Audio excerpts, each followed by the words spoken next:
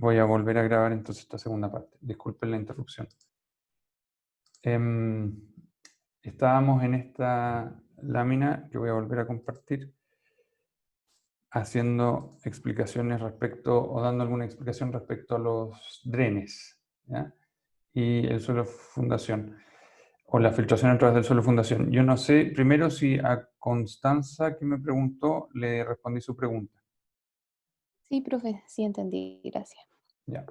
Y después Bastián también me hizo una pregunta, pero yo no sé si la entendí bien, por eso respondí a lo mejor algo.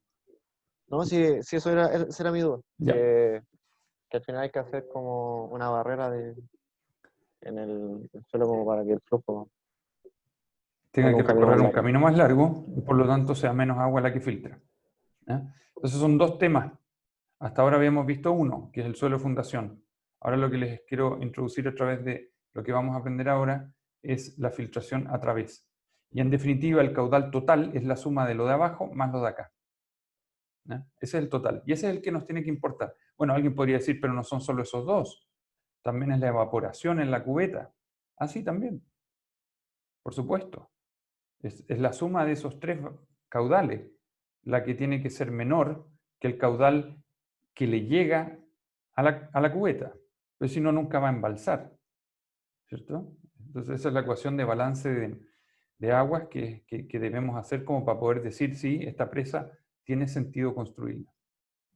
Ok, entonces veamos cómo se calcula esta, o veamos cómo podemos, claro, calcular la ubicación de esta línea de nivel freático y además de eso, qué caudal va a pasar a través de la presa, ¿ya? Y finalmente, pero es algo que no alcanzo a hacer en las láminas que tengo preparadas, podemos dibujar una red de flujo dentro y teniendo la red de flujo, como ustedes saben, nos va a permitir calcular las tensiones dentro de la presa, ¿no? Entonces ahí cerraríamos la materia respecto a filtraciones. Para explicar cómo construir esta curva, voy a compartir un manuscrito, es decir, unos apuntes que tengo a mano, pero que son los que hubiera desarrollado en la pizarra si estuviéramos en forma presencial.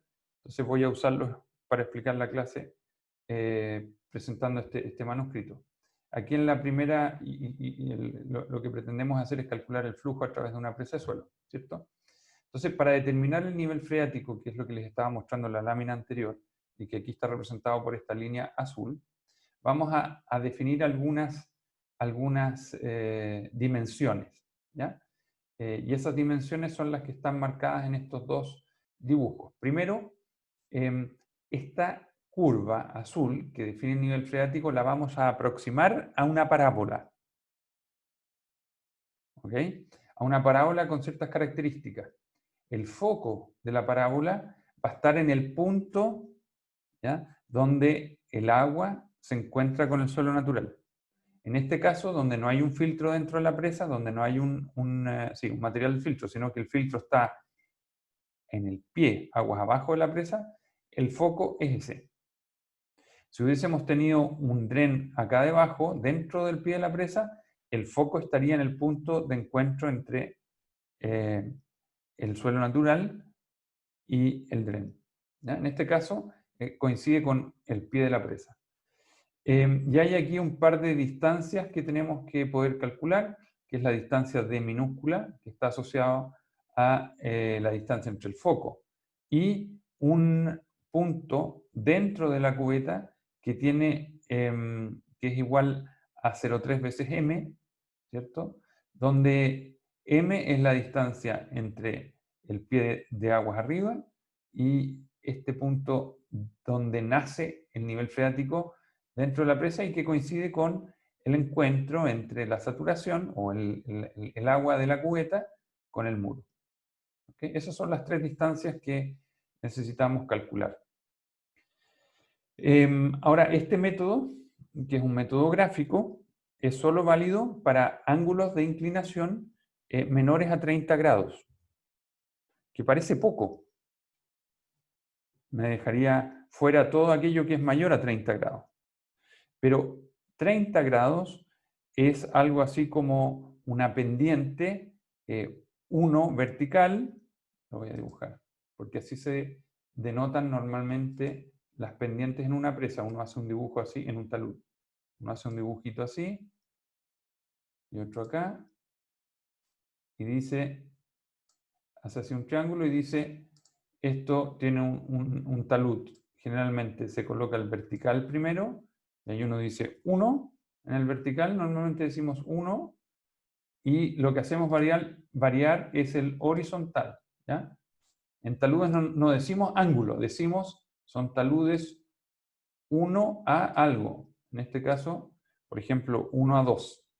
Es decir, 1 en vertical, 2 horizontal. Y eso ya sería para una presa de tierra una pendiente bastante alta. En geomecánica vamos a saber cuánto es alto y cuánto es poco, pero por ahora créanme. Y los materiales más gruesos, que son los más resistentes, pueden llegar a tener, en Chile al menos, taludes de 1 a 1,8, una cosa así, o 1,7. ¿Ya? Y eso es aproximadamente 30 grados. ¿Ya? Entonces prácticamente todos los taludes de las presas que construimos caen dentro de esta restricción de 30 grados. ¿Ya? Y los taludes de los suelos menos resistentes, digamos, de suelos más finos, llegan a tener en Chile, porque estamos en un país sísmico, taludes de 1 a 4. ¿Ya? Y si calculan el arco tangente de un cuarto, ¿cuánto les da eso? Arco tangente de un cuarto para calcular el ángulo. Arco tangente, 14 grados. ¿Ya? Entonces, las presas si uno hace, hay libros, por ejemplo, de la ICOL Chile, que es la Asociación Mundial de Presas Mundiales, en su capítulo chileno, digamos, varios años atrás hizo un congreso mundial en Chile, para ese congreso generó un documento donde se resumían las presas chilenas construidas hasta la fecha. Y si ustedes ven los taludes de las presas que están ahí, tanto hidroeléctricas, de riego, agua para almacenamiento para almacenamiento de consumo doméstico, tipo el embalse del yeso, o tranques de relave, embalses de relave, etc. Todos en su conjunto van a ver que prácticamente todas tienen taludes beta igual o menor que 30. Por lo tanto, esto que vamos a aprender ahora es aplicable, ¿ya? Es un cálculo a mano que es aplicable para la gran mayoría de las presas que tenemos en Chile.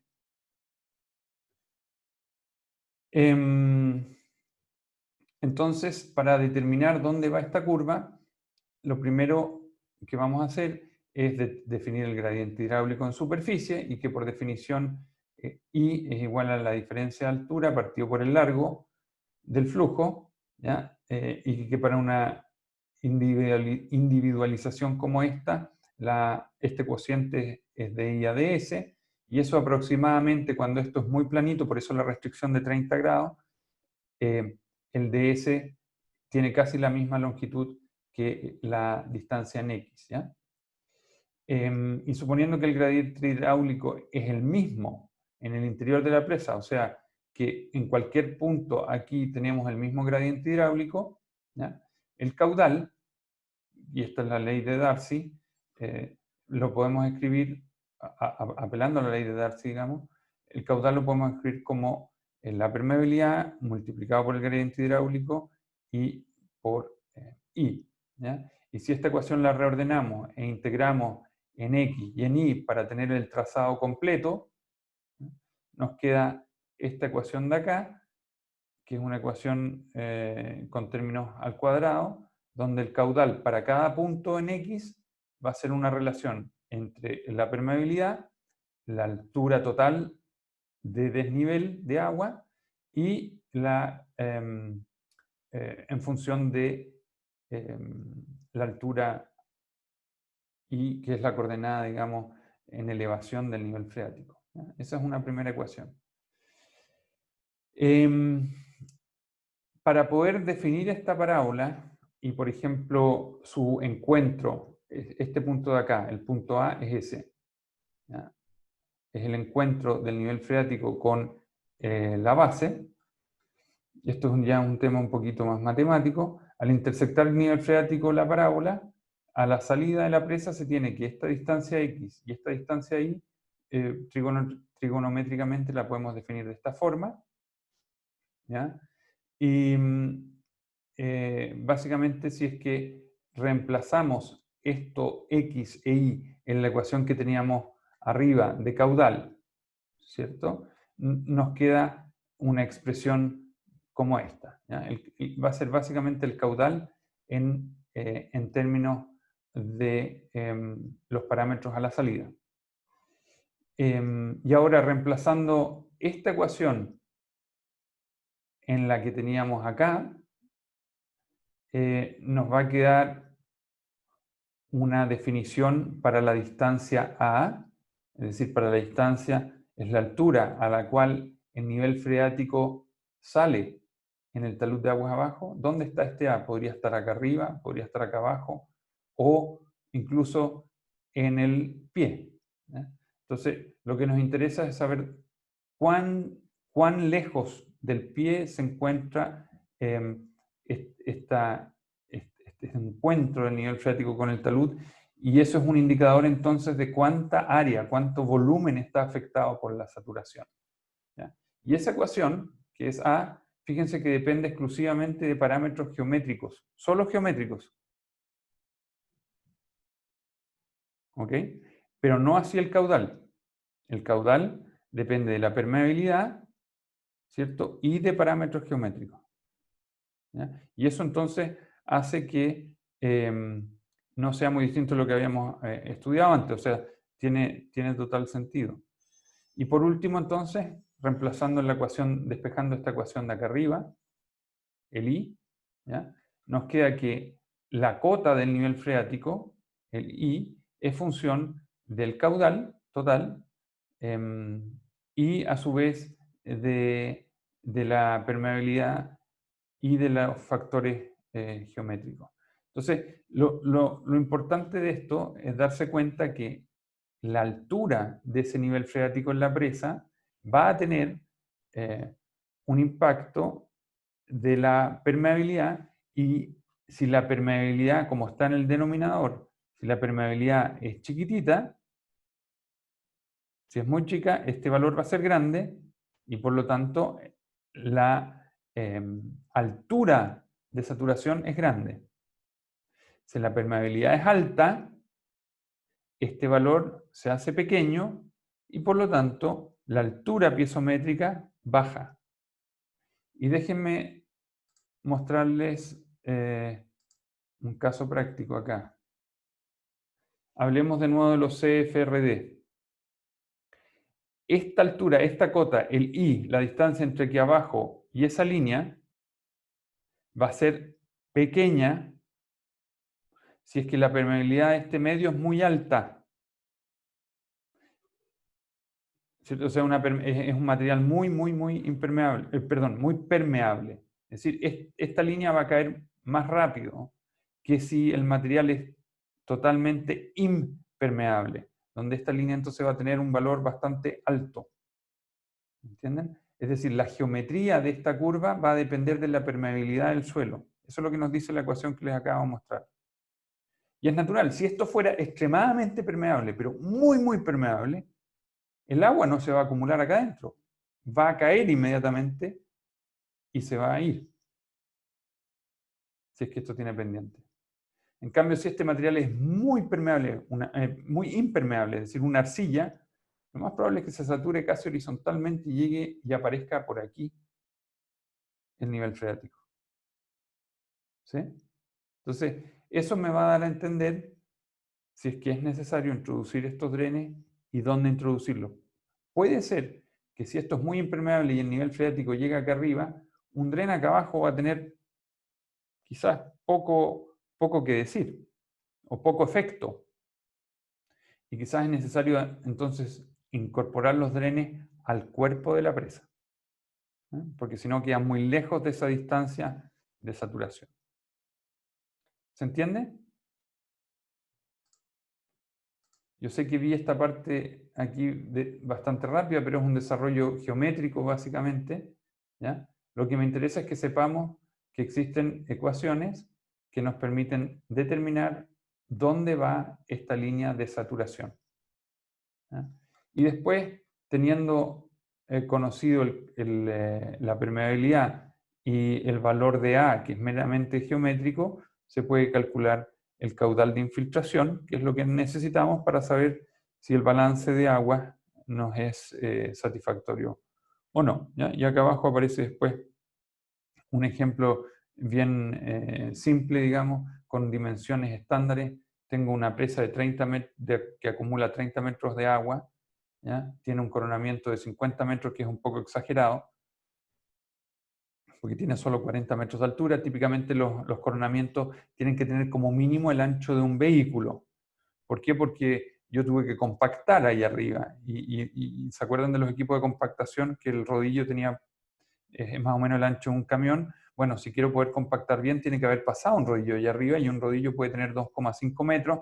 Supongamos que hay que darle un poquito de margen para cada lado, de manera que ande en forma segura. Entonces, el ancho mínimo de un coronamiento es del orden de 3 metros. ¿Ya? Y a veces por seguridad se va a un ancho mínimo de 5. Es decir, 50 es una exageración, ¿ya? Pero está hecho así porque geométricamente nos entrega un resultado un poquito más grande nomás, ¿ya? Pero los anchos de coronamiento están entre los 3 y los 10 metros, como máximo. ¿Okay? Hago el énfasis porque está desproporcionado en este ejemplo en particular, ¿ya? Y si ocupo las ecuaciones que están arriba, me da una altura A de 17 metros, es decir, el nivel freático aquí aparece ahí,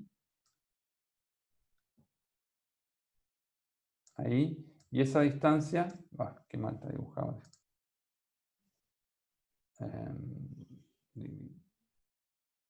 Vamos a dibujarlo de nuevo. Ahí. Ok, y ahora tomamos esta distancia,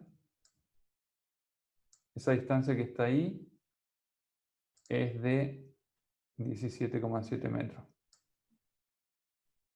Esa distancia es 17,7 metros, según lo que está explicado acá abajo. Esta distancia que está acá, 17,7 metros, y el X es 16,7, que es la distancia entre aquí y aquí. ¿Okay?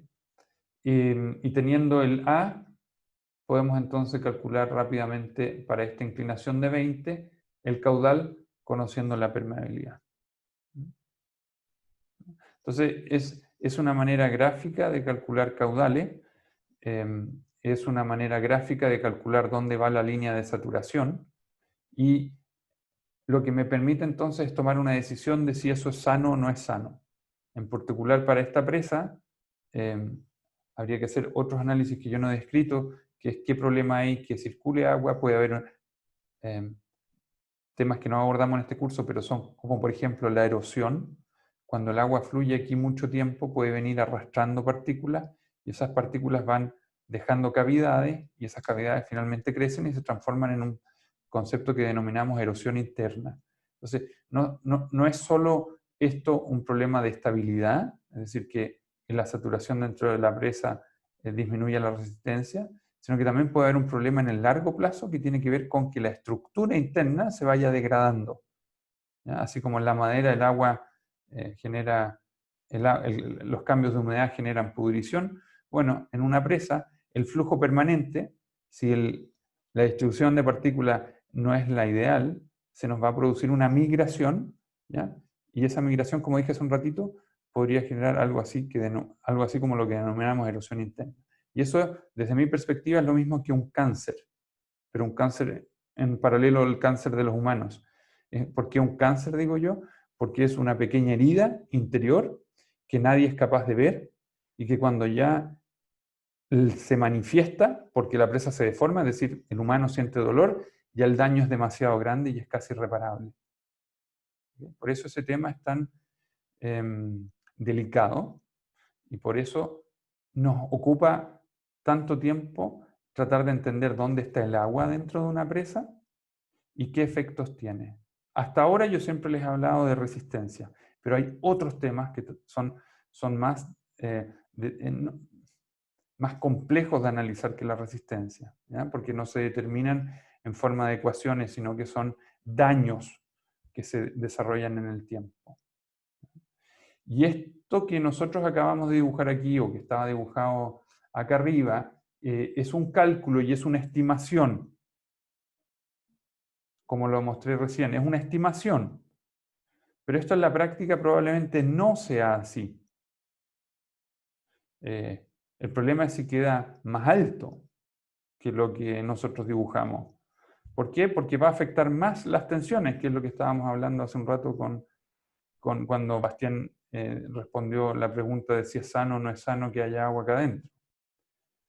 Si esto es lo que yo asumí y me preparo y confirmo que la resistencia anda bien, bueno, vamos a andar bien. Pero ¿qué pasa si el nivel sube por encima de lo que estimamos? Bueno, quizás voy a tener una condición peor que la que yo me puse. Y eso es complejo. Por lo tanto, y con esto termino esta explicación, lo que terminamos haciendo para ver si lo que calculamos es adecuado o no, como no lo podemos ver, no tenemos acceso al núcleo, al cuerpo de la presa, dibujamos lo siguiente. No es que dibujemos lo siguiente, se construye lo siguiente.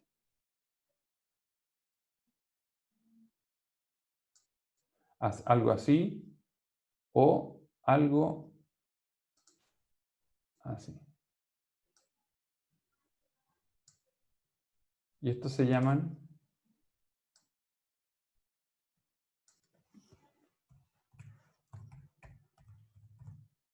¿ya? ¿Han escuchado hablar de los piezómetros en mecánica de fluidos o en hidráulica? ¿Cierto? Acá los usamos también. ¿Para qué creen que los usamos?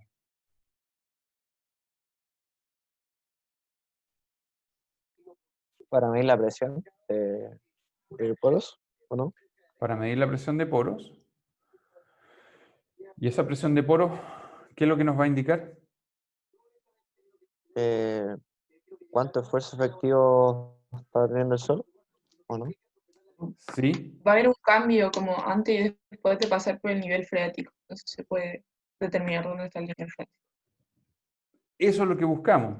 Es ir a ver en la práctica, no en la teoría. La teoría ya la hicimos a través de estas ecuaciones que yo se las mostré aquí a la rápida. Entonces tenemos una idea de dónde está el nivel freático, por diseño, por teoría. El problema es que yo no sé si en la práctica va a ser así, mejor o peor. Y no es obvio, no se ve. Entonces construimos piezómetros desde el coronamiento de la presa, y quedémonos primero con el de la izquierda, para ir a ver dónde está el agua y ver si coincide o no con ese valor que calculamos en forma teórica. Porque si está por ahí o más bajo, estoy tranquilo, porque mis ecuaciones para determinar estabilidad consideraron esa teoría. Pero si está por encima de lo que yo estimé, wow, quizás vamos a tener que volver a evaluar las ecuaciones de estabilidad, porque sé que estoy en una condición más desfavorable, porque si el agua está más alta de lo que supuse, se reducen las tensiones efectivas y con eso disminuye mi resistencia. Entonces no me puedo quedar necesariamente con lo teórico, porque no se ve si aceptamos o no aceptamos. Y esto se llama instrumentación geotécnica, por ejemplo, que me permite validar durante la vida útil de la presa que yo estoy en una condición de acuerdo a lo planeado, o mejor que lo planeado. Y con eso seguimos estando todos tranquilos. Déjenme hacerle una última pregunta al tema. ¿Qué creen ustedes que le pasa a este nivel cuando viene un sismo grande?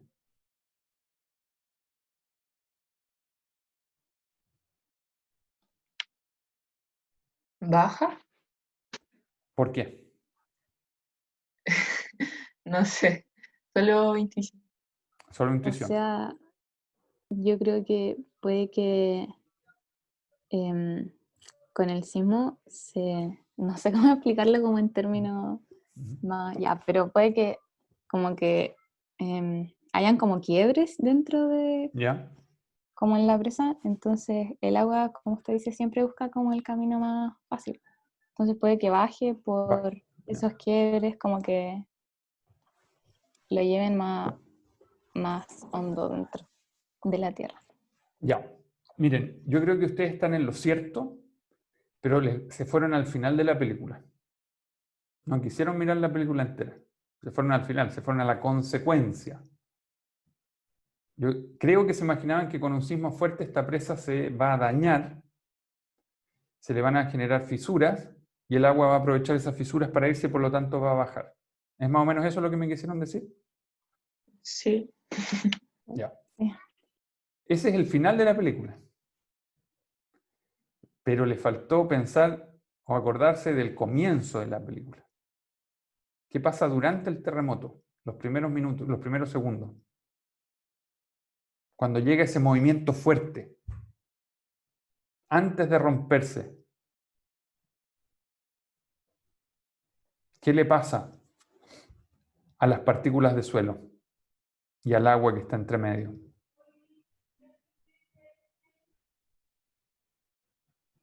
Y que su consecuencia podría llegar a ser la rotura, que es lo que describieron ustedes, la consecuencia. Pero ¿qué pasa antes de la rotura? ¿Qué hace que se rompa? Se acomodan, o sea, se mueven fuerte. Se tratan de mover las partículas. ¿Y qué pasa cuando dos partículas se tratan de mover o varias partículas se tratan de mover y entre medio hay agua? Totalmente saturado. Sube el agua. Sube el agua, precisamente el agua entra en presión. Por lo tanto, la respuesta a la primera pregunta era, estos piezómetros debieran ver un ascenso temporal. Porque el agua no tiene para dónde escapar en un proceso de carga extremadamente corto y violento como un sismo. Entonces el agua lo primero que va a querer hacer es escapar, salir. Y como no puede, entra en presión. ¿Y qué significa un aumento de presión? ¿Qué consecuencia tiene un aumento de presión del agua? Hablemos de lo que ya Una hemos estudiado. disminución de los esfuerzos efectivos. Disminución de los esfuerzos efectivos, precisamente. ¿Quién dijo eso? Yo, Camila. Camila, tienes 3 décimas en el próximo control en una pregunta. Gracias. Disminución en las tensiones efectivas. Y la consecuencia de eso es una baja de la resistencia. Por lo tanto, no queda otra que romperse. Y ahí es donde se forman las fisuras. ¿Me entienden? Por eso es tan importante entender dónde está el agua. Y ojalá esa agua tenga formas de salir fácil. Porque si viene un terremoto o una solicitación rápida y fuerte y no puede escapar, me va a complicar. Me va a complicar porque la tengo clara que la resistencia me la va a tirar para abajo. Y eso puede ser muy complejo. Entonces, el entender dónde está el agua en la presa no es un capricho, no es solo por caudal. Es porque sé que desde un punto de vista de estabilidad es complicado, muy complicado, si no sé a cuánto puede llegar. Porque hasta ahora solo dijimos, ¿pasa o no pasa? ¿Y qué pasa? Pero todavía la pregunta más importante es, ¿cuánto es el efecto? Y un terremoto chico va a subir poquito el agua. Un terremoto grande quizás la suba harto. ¿Y cuánto es ese harto? Pues tampoco tengo que ser extremadamente alaraco, digamos. Puede ser que el terremoto genere tensiones, presiones de poro, pero todavía no tan altas como para reducirme a un nivel la resistencia que me bote la presa. Pero bueno, eso lo tengo que calcular. Y ahí es donde las ecuaciones entonces me apoyan para tener una valorización de estas magnitudes y cuantificar el descenso de la resistencia o la pérdida de resistencia y el efecto que tiene en la estabilidad. Porque en geomecánica vamos a ver cómo calcular la estabilidad a que esto se rompa. Pero si yo no tengo claro que aquí el agua juega un rol, pero vital, poco voy a entender del efecto sobre la estabilidad. Entonces, con esto quiero terminar cerrando el tema, indicándole que lo que hemos estudiado no es por capricho, tiene una razón muy importante de ser. Y ojalá no se olviden, Pues la mecánica de suelo, lo que generalmente la complica es el agua. Si la mecánica de suelo fuera seca, sería harto más fácil. Y no porque las ecuaciones son más fáciles, sino que porque, porque el agua juega un rol negativo generalmente sobre la resistencia, sobre la compresibilidad y, bueno, permeabilidad no, porque la permeabilidad es la permeabilidad. Y esas son las dos variables que yo les dije al principio del curso que vamos a ver en todo el estudio de la mecánica de suelos. Resistencia y compresibilidad. Y el agua estamos viendo que juega un rol importantísimo en él. ¿Ok? Así que si a alguien no le gustaba la mecánica de fluido, aquí estamos, otra vez, apareció en suelos la mecánica de fluido como aquella que a uno lo aprieta. ¿Ya?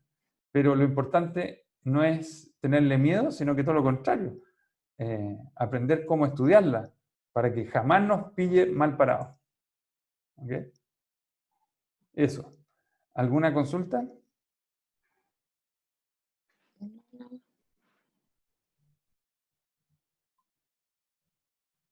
¿No?